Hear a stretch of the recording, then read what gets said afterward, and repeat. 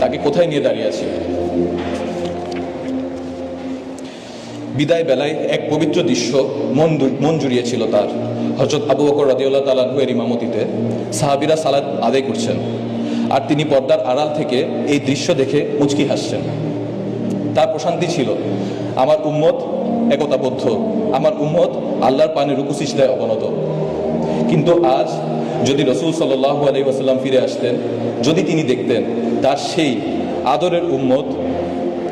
আদরের উম্মতের মসজিদগুলো আজ ফজরের সময় খালি পড়ে থাকে, যদি তিনি দেখতেন তার ভাইয়েরা আজ অশ্লীলতায় মত্ত,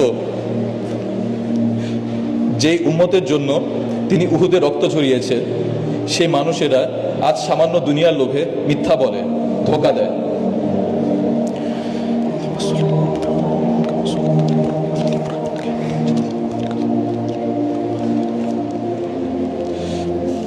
সেদিন যেদিন আকাশ ফেটে যাবে, নক্ষত্রগুলো খসে পড়বে, ইয়া নফসি ইয়া নফসি বলে সবাই পালাতে থাকবে।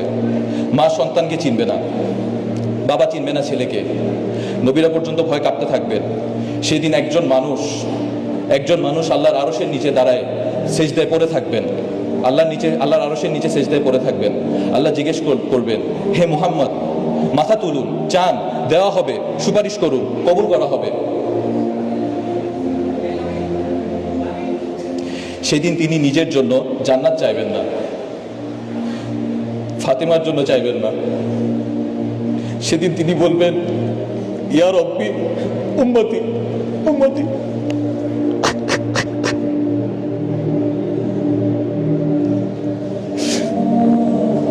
হে আল্লাহ, আমার উম্মত, আমার উম্মত। যিনি আমার জন্য হাসরের মাঠেও কাঁদবেন। কেমন করে আমরা সেই নবীর সুন্নাতকে অবজ্ঞা করি, কেমন করে সেই নবীর কলিজায় আঘাত দিয়ে পাপাচারে লিপ্ত হই। আমরা কি বড় বেশি অকৃতজ্ঞ নই?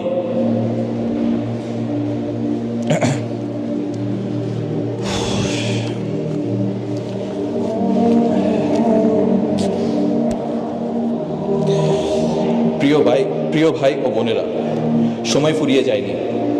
রাসূলুল্লাহ সাল্লাল্লাহু আলাইহি ওয়াসাল্লামের ভালোবাসা মানে কেবল রবিউল আওয়ালে নাত গাওয়া নয়, তার ভালোবাসা মানে তার আদেশে নিজেকে রাঙানো, তার আখলাকে নিজের জীবনকে সুশোভিত করা। তিনিই তো উসওয়াতুল হাসানা, সর্বোত্তম আদর্শ।